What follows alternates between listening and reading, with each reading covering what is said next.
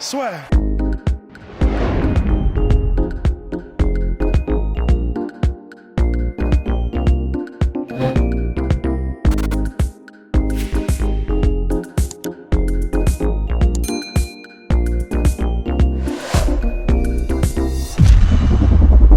Bonjour à toutes et à tous, bienvenue dans le podcast La Sueur. Bonjour mon cher host. Salut Guillaume. On va parler aujourd'hui de Dustin Lil Poirier, de Diamond Poirier, qui affronte Conor McGregor en main event de l'UFC 257. On a reçu beaucoup de questions là-dessus.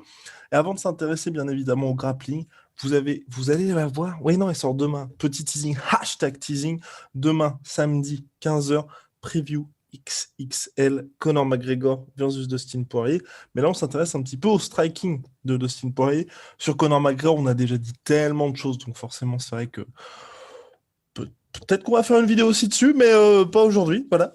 mais on va parler là de Dustin Poirier. Et bien évidemment, n'hésitez pas à vous abonner et à liker la vidéo, ça nous aide énormément. Hashtag pouce bleu. Mon cher host, Dustin Poirier, alors, qui est, bon, mine de rien, est un sacré client en striking et qui, ces dernières années, a réussi à se construire une base de fans solide de par ses multiples guerres, parce que c'est vrai que, mine de rien, j'ai pas souvenir, là, je me trompe peut-être, hein, d'avoir vu Dustin Poirier dans des combats faciles ces derniers temps. Ouf. Il y a beaucoup de victoires, mais pas de combats faciles. Jamais de combat facile, et parce qu'il combat les meilleurs du monde tout le temps aussi, c'est vrai. Mais non, il n'y a pas de combat facile avec Dustin, c'est clair. C'est toujours des guerres, c'est toujours ultra spectaculaire, c'est toujours vraiment des travails de sape, d'attrition, il en prend, il en donne. Enfin, c'est vraiment des Rocky à chaque combat en fait, Dustin. Et c'est ce qui fait effectivement que c'est un favori des fans. Enfin, en cas un préféré, c'est que bah ouais, tu sais qui tu vas avoir avec Dustin, un besogneux, un mec qui n'a jamais rien, qui a un cœur gros comme ça, et puis qui délivre quoi dans la cage. T'es jamais déçu quand tu vois Dustin. Sauf parfois un petit peu frustré, comme contre Khabib. Exactement, sauf parfois un petit peu frustré. Et c'est vrai que Dustin Poirier a fait d'énormes progrès depuis ses débuts à l'UFC, passant de brawler brouillon à aujourd'hui quelqu'un qui peut être vu par certains comme une certaine forme d'esthète de la boxe anglaise. Oh oui. Oh yeah, little Dustin, oh yeah. Et donc c'est vrai que mine de rien, en anglaise surtout, il s'est fait un nom. Bah oui, parce qu'en fait, c'est vrai qu'on peut commencer par là pour Dustin, pour parler de son striking. C'est vrai qu'on va s'intéresser à qui il est aujourd'hui, parce que c'est vrai qu'il a eu une évolution incroyable. Mais parce qu'avant, effectivement, il était très sauvage. Il était vraiment des énormes crochets, des trucs très, où il laisse vraiment son menton en l'air. Enfin, vraiment des trucs très agressifs, mais avec énormément de déchets. Aujourd'hui, c'est vraiment devenu presque un scientifique, presque un savant du striking, un mec beaucoup plus mesuré et méthodique. Et franchement, aujourd'hui, c'est un plaisir de voir Dustin Poirier combattre. Alors effectivement, comme tu l'as dit, c'est quand même quelqu'un qui à la base est très très lourdement porté sur son anglaise. C'est-à-dire que c'est là qui fait la différence, même si il a des kicks et qu'il est diversifié de temps en temps. Mais l'essentiel de son travail, ça se fait en boxe anglaise, donc avec les poings. On peut dire aussi que c'est un southpaw, c'est-à-dire c'est quelqu'un qui est et c'est pas très courant dans le monde des sports de combat. C'est assez, ils sont très très dominants les droitiers, donc avec la jambe devant, et lui propose effectivement cette stance là, cette posture. Et effectivement, c'est aussi quelqu'un qui travaille plutôt en volume, c'est-à-dire qu'il va te toucher très souvent en fait, avec n'importe quoi, peu importe avec quoi, mais il te harcèle et il te garde constamment en alerte, parce qu'il y a toujours quelque chose qui va être là pour te toucher. Pourquoi tu rigoles? Il te touche assez souvent, c'est ça, c'est... Et avec différentes choses, il va toujours être là pour te toucher, toujours. Dustin the pedophile Poirier. Il te harcèle en fait. Non, j'avoue, c'est vrai que c'était pas le meilleur choix de mots d'affilée. Mais cela voilà, dit, c'est vrai. Cela dit, c'est vrai. Voilà, c'est ça qu'on veut dire, c'est qu'il a un style qui est effectivement plutôt en volume.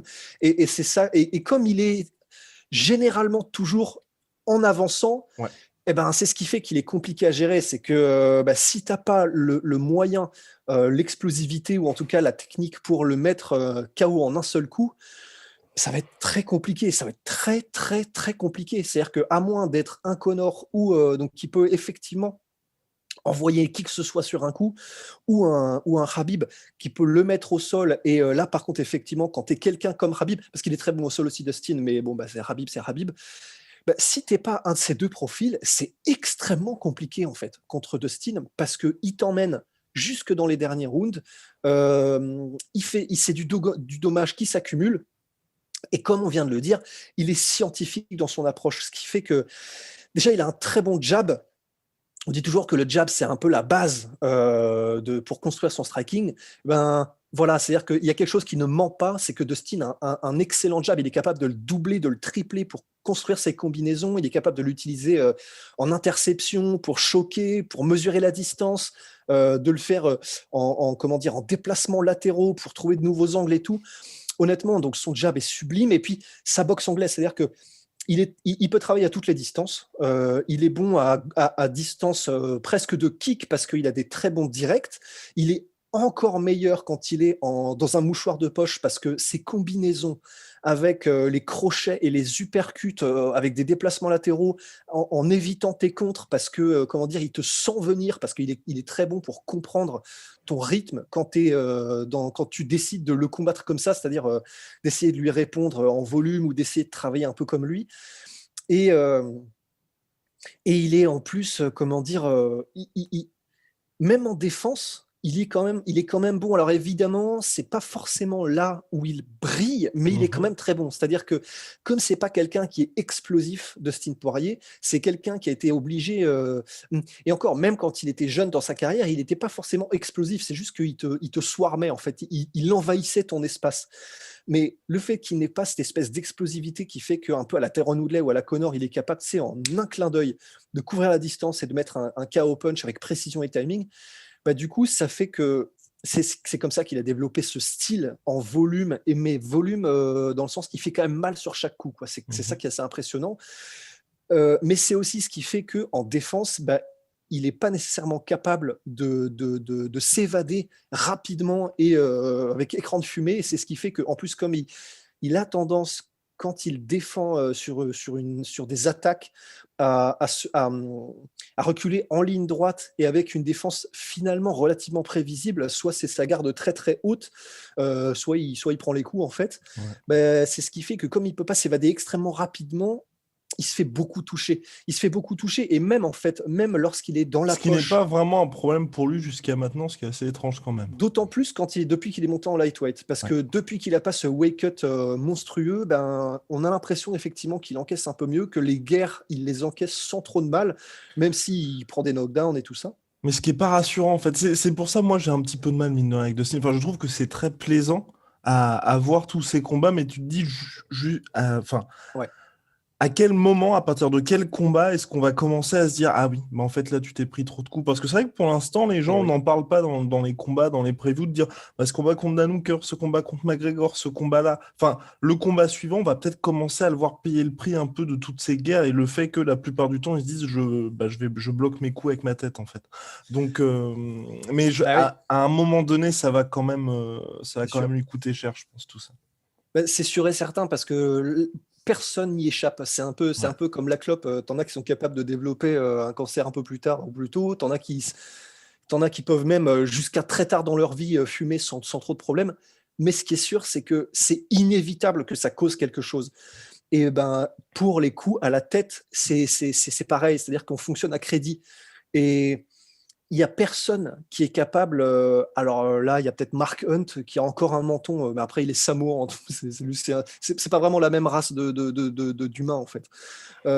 Mais en gros, pour Dustin, ben, c'est un peu comme, je sais pas, des exemples, ce serait Chuck Liddell, tu vois. Mhm. Des gars qui étaient capables d'encaisser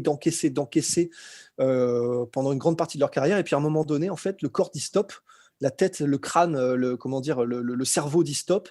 Et ils sont plus capables d'encaisser, mais vraiment le tiers de la moitié des coups qu'ils étaient capables d'encaisser avant, parce qu'il y a la limite, un seuil qui a été franchi. Et ben pour Dustin, on peut se demander un peu pareil, c'est-à-dire que c'est sûr que ça va arriver, c'est-à-dire qu'à force d'encaisser comme ça, Mm. il y a un moment donné où le corps va dire stop. Et quand est-ce que ce sera en fait? Parce qu'il y a contre Dan Hooker, les genoux qu'il a pris, les coups qu'il a pris, enfin, Ouais. tu peux pas prendre des guerres comme ça à répétition, c'est pas possible, ça n'est pas possible. Donc, Ouais, non, finalement, son combat le plus tranquille, ça a été celui contre Habib. Rendez-vous compte. ouais, c'est ça, et parce que Khabib a plutôt essayé effectivement de l'étrangler et d'aller au sol avec lui plutôt que faire la guerre. Mais ouais, enfin, et on peut même se demander si, même s'il a résisté à toutes les guerres jusqu'à maintenant, quand c'était des guerres, ben, ça se trouve son menton est déjà un petit peu émietté ben, si jamais contre McGregor, comment dire, il subit un KO, ben ce sera, on dira c'est le punch de McGregor et ce sera peut-être vrai, mais ça peut aussi potentiellement être parce que bah, le seuil que peut accepter son menton sera aussi descendu. Donc voilà, c'est vrai. Tout ça pour dire que les guerres ont un prix, les guerres ont un poids, et il peut le payer, Dustin. Paid Bientôt, in quoi, très full bientôt. pour le coup. Ouais, Et, paid in full. et mon cher Rust, ce qui est aussi intéressant avec Dustin Poirier, ce sont bien évidemment ces changements de garde, ces fameux switching à ne pas confondre avec les Shifting. shifting. Oui, Non, c'est l'inverse du coup. ces fameux shifting, et ensuite il s'en sert pour faire des switching en avançant bien évidemment. Bah non, non, mais non, Non, c'est pas non, ça, c'est ce que j'avais dit. Il fait des switch, il switch, de temps en temps il switch sur place, mais il fait oui, des shifting en avançant. c'est ça, c'est Et ça. donc là, Rust va vous expliquer la différence entre les deux. Ça servira aussi de petite introduction pour le podcast qui arrive samedi à 15h, où il y a une petite inversion, mais une inversion où, Oui, honnêtement, hormis les termes, vous comprenez bien de quoi on parle. Mais c'est vrai que Dustin Poirier se sert énormément donc de ces shift. shifting, de ces shifts, donc de ces shifts pour causer énormément de dégâts. C'est comme ça qu'il a touché Khabib Nurmagomedov. C'est comme ça qu'il a touché le plus durement Tout le monde Max en fait. Holloway. Ouais, il a Oui. même touché Geji. En fait, Ah, donc, Eddie Alvarez, je sais pas. Je crois pas. ouais, j'ai pas souvenir. C'est possible, mais j'ai pas souvenir. Mais en tout cas, ce qui est sûr, c'est que après les shifts contre Eddie Alvarez, il plaçait des low kicks, ça il le fait souvent aussi, qui passaient magnifiquement. Alors en fait, c'est vrai que tant qu'à faire, allons-y, hein, c'est ça qui est vachement intéressant. Rentrons En dedans. fait, rentrons dedans. Enfin, franchement, alors en fait, oui, et j'ai fait la confusion. En fait, j'ai utilisé le terme switch dans le podcast preview en pensant au shifting, parce qu'en fait, le switch, ce qu'on appelle le switching en striking, c'est changer de garde instantanément sur place. Et ça peut être, par exemple, donc ça peut être pour simplement déstabiliser l'adversaire parce que tu lui offres une posture différente, mais c'est quand même encore mieux si tu l'utilises en même temps ou juste avant de lancer une offensive. Par exemple, ce qu'a fait Tyrone Woodley, oh putain, les deux l'ont fait, merde. Parce que, bon, j'adore Darren Till, mais ce qu'ont fait et Tyrone Woodley et Jorge Masvidal pour mettre KO Darren Till, ou en tout cas mettre knockdown pour Tyrone Woodley, ce sont des switches. C'est-à-dire que tu démarres sur un changement de garde qui te permet de faire quelque chose ensuite. TJ Dillashaw fait ça beaucoup aussi. Tandis que ce qu'on appelle les shifts, le shifting, c'est en gros, tu vas avancer comme si tu marchais à plus ou moins grandes enjambées. Et en gros, tu vas avancer en changeant de garde et en même temps, c'est toujours mieux si c'est en même temps qu'en mettant des coups. Généralement, c'est des directs parce que ce que tu essaies de faire en shiftant, c'est d'aller chercher un adversaire qui recule. Et c'est ça. C'est ça que fait Dustin. Il fait les deux, effectivement, et il switch et il shift, mais il va surtout shifter pour venir te chercher quand tu recules, parce que l'adversaire voit que tu commences une offensive. Et ben, du coup, Dustin, il va faire un direct avec une stance, il avance, il enjambe un deuxième direct, il peut même, et ça c'est trop stylé, je crois que c'est contre Max Holloway qu'il a fait, et là c'est à chialer. C'est en gros, il commence son shift et il double jab pendant son shift pour ensuite repasser sur une stance et revenir sur un direct de son bras arrière. Oh, c'est honnêtement vraiment, et parfois même quand il n'a pas réussi à te toucher, et même quand il te touche, il le fait, de finir son shift sur un low kick des familles parce que toi, tu es sur le reculoir et c'est beaucoup plus compliqué de parer un low kick ou de le bloquer quand tu recules. Et donc, c'est ça, en fait. Le shift, c'est vraiment devenu une des armes de prédilection de Dustin. Et il le fait tellement bien, c'est tellement beau qu'il fallait qu'on en parle, même si on se doit aussi de dire qu'il s'est fait contrer sur certains shifts. Par exemple, par Dan Hooker. Parce que quand il fait le shift, ben, il reste quand même menton assez statique et pas forcément menton en l'air, mais en tout cas, comme la cible est devant et ne bouge pas beaucoup, et ben, elle est susceptible de se faire contrer contre un mec qui, effectivement, le coup d'œil. C'était le cas de Dan Hooker, qui plusieurs fois, en plus, avec son crochet gauche, on rappelle, McGregor, sur son crochet gauche, s'est fait toucher pendant ses shifts. Ouais. Voilà. Au revoir. Au revoir, exactement. Donc voilà, c'était Shift, Switch. Vous avez toutes les clés désormais. Et par contre, oui, Dustin Poirier, ce qui est quand même intéressant aussi de noter, c'est que c'est vrai qu'il n'utilise pas énormément ses kicks. On n'a pas vu énormément faire là-dedans, même si c'est vrai que ces derniers temps, il y en a un petit peu plus et il est aussi susceptible, mine de rien, d'être touché par les low kicks. Ouais. En fait, comme il a un style, donc on l'a dit, qui est beaucoup porté sur la boxe anglaise, et en plus de ça, comme on l'a dit, il met quand même du poids dans ses coups. Et ben, pour mettre du poids dans tes coups, et si c'est en anglaise, enfin, de toute façon, pour mettre du poids dans tes coups, tu es obligé de te baser, en fait. Tu es obligé d'être solide sur tes appuis pour créer une chaîne cinétique. Et si tu es solide sur tes appuis et en anglaise, ben forcément, tes jambes sont statiques et très susceptibles justement de prendre des énormes chocs, comme on l'a vu contre Gaethje. Alors, cela dit, il a aussi quand même, donc il a pris des énormes tarifs en low kick contre Gaethje, mais même contre Gaethje, et il faut le dire aussi, il a aussi une bonne défense contre le low kick, qui est que il arrive à te choper pendant qu'il prend le low kick en anglaise. Il a un bon timing pour ça aussi. Donc, et il en a vraiment, il a aussi, bon, il se faisait un peu plus punir effectivement, mais il a aussi puni en contre de low kick Justin Gaethje comme ça. Et c'est vrai que aussi, au niveau offensif, il met beaucoup de kicks. Non, il met quelques kicks de temps en temps. C'est pas forcément ce qu'il fait de mieux. La technique est un peu étrange. Mais par exemple, donc à la fin de ses shifts, on l'a dit, il va aussi mettre de temps en temps des front kicks, de temps en temps des circulaires, juste comme ça, comme on l'a dit, il veut te toucher et souvent. Et du coup, ça peut être par des kicks.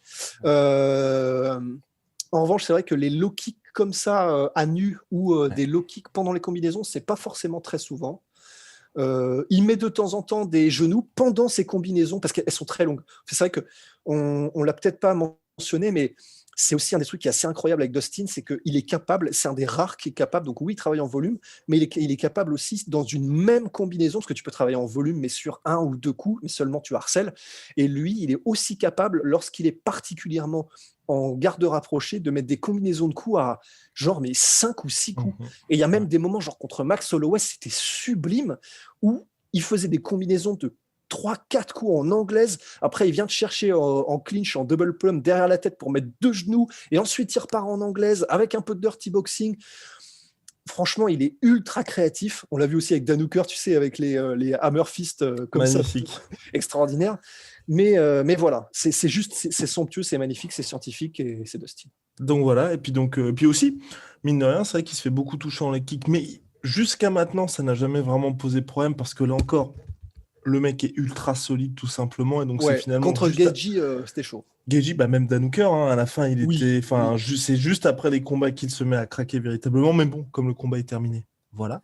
Et il y a juste petit autre point où là c'est un petit peu plus compliqué pour lui, enfin ça peut être plus compliqué, c'est les déplacements, où c'est vrai que là notre cher Dustin Poirier n'est pas exempt de tout reproche, et là je pense notamment en défense, où c'est vrai que ça va pas être quelqu'un comme chez City Kickboxing où il n'y a jamais 2 pas en arrière, non, de temps en temps il s'oublie face à ça, et puis puis même offensivement aussi, on va dire, je vais pas dire qu'il est limité, mais c'est vrai qu'il réduit le champ des possibles.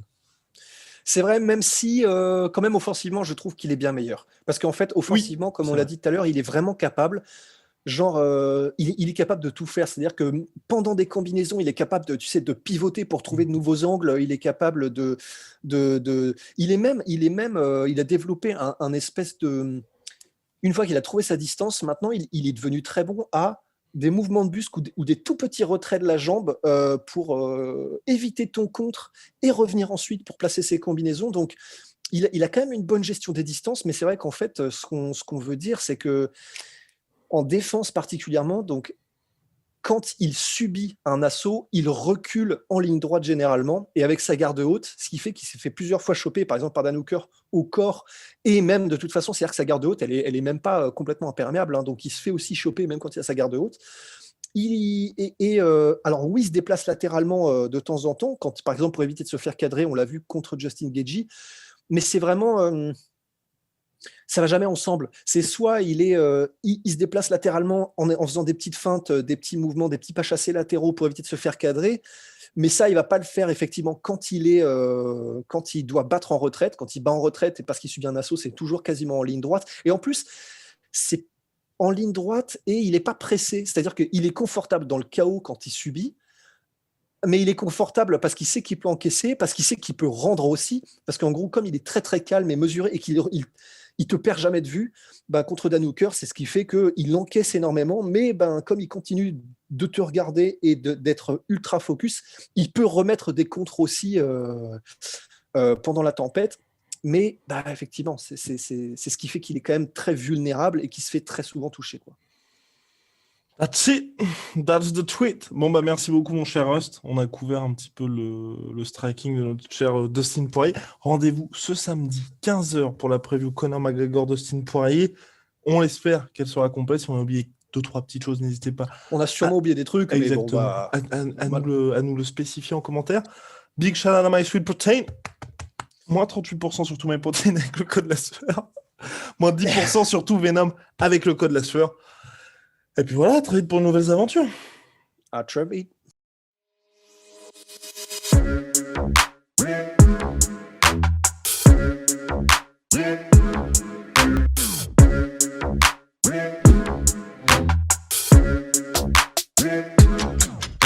I'm fucking coming for you!